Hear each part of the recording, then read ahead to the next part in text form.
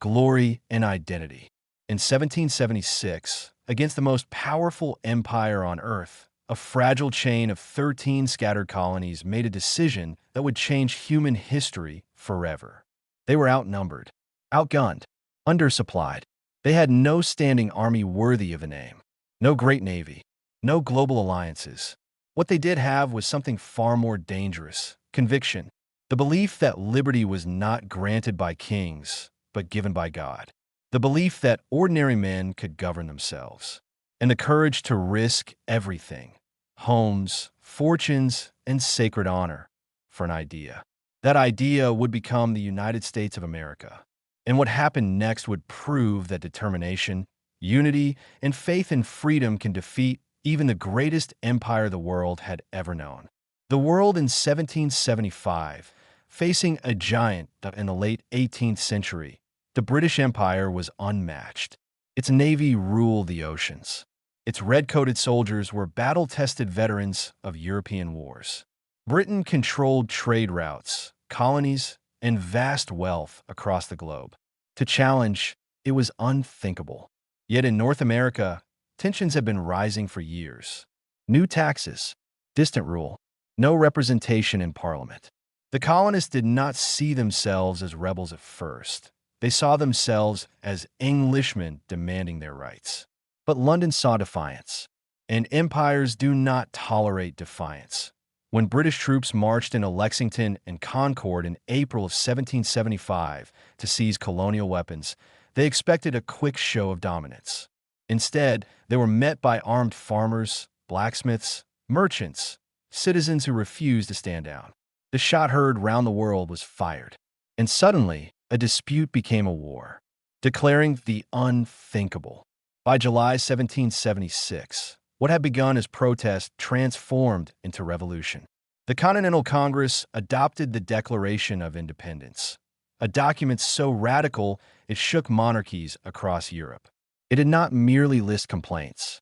It declared that all men are created equal, that governments derive their power from the consent of the governed, that when tyranny rises, the people have the right, no, the duty, to overthrow it. This was treason against the crown. If they failed, the signers would be executed. But they signed anyway. 13 colonies were no longer pleading for rights. They were claiming nationhood. The impossible war. The odds were staggering. Britain had the strongest navy in the world, professional soldiers, financial stability. Meanwhile, the Continental Army struggled for basic supplies. Soldiers lacked boots. Ammunition ran low. Pay was inconsistent. Many had never fought in formal battle before, and yet they had George Washington. Washington understood something crucial. This war would not be won by destroying the British Army outright. It would be won by surviving, by refusing to surrender, by turning every defeat into endurance. If the army lived, the revolution lived. Early battles were brutal. New York fell to the British. The Continental Army retreated repeatedly. Morale wavered. Some believed the revolution was already lost. But then came one of the most daring moves in military history. The Delaware, a gamble that saved the revolution.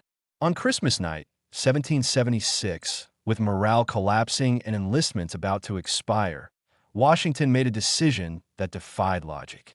In the freezing darkness, through ice-filled waters, his army crossed the Delaware River. Many soldiers had no shoes. Blood stained the snow from their frozen feet. At dawn, they struck Hessian forces in Trenton with total surprise that it was not the largest battle of the war. But it was the moment hope returned. The victory electrified the colonies. The revolution was alive. Sometimes history turns not on massive armies, but on courage at the right moment. Saratoga, the turning point. In 1777, Britain attempted to divide the colonies by seizing control of the Hudson River.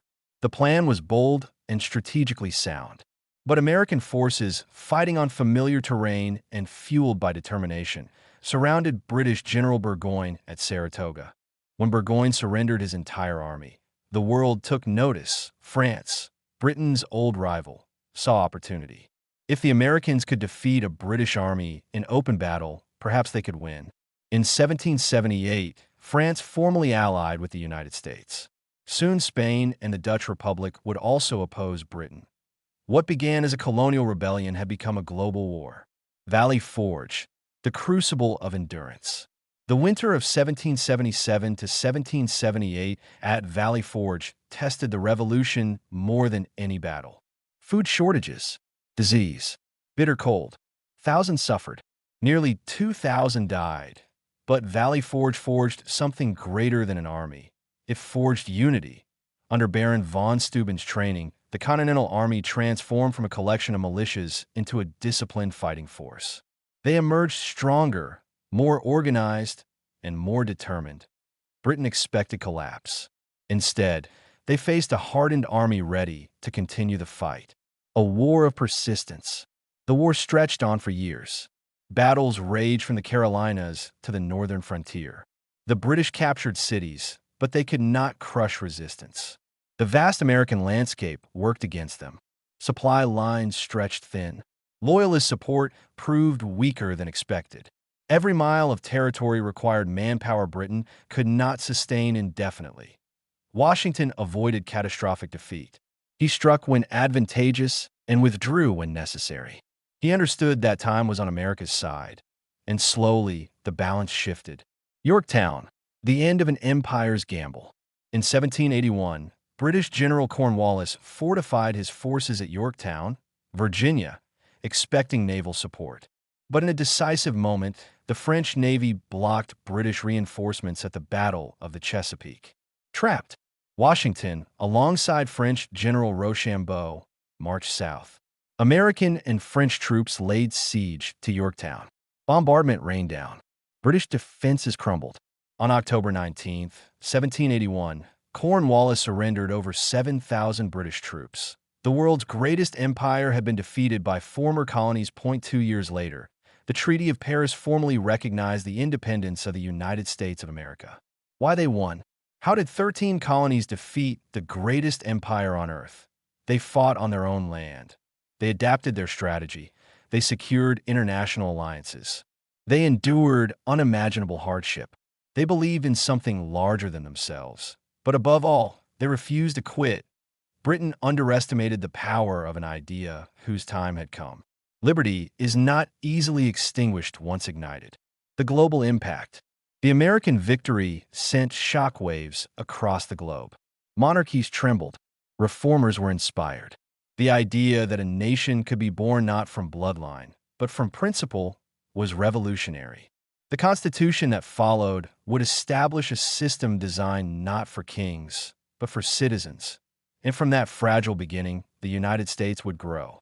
Westward expansion, industrial power, innovation, economic strength, military might. But none of it would have happened if those 13 colonies had surrendered in 1776. Closing, pride, and legacy. The American Revolution was not merely a war. It was proof that free people, united by belief and courage, can overcome impossible odds. It was the moment a new chapter of human history began, one where power flowed from the people. From frozen crossings to battlefield sacrifice, from desperate retreats to decisive victory. The birth of the United States stands as one of history's greatest upsets. 13 colonies faced the strongest empire in the world, and they won it not because they were the biggest, not because they were the richest, but because they believed that freedom was worth everything. And that belief still echoes today.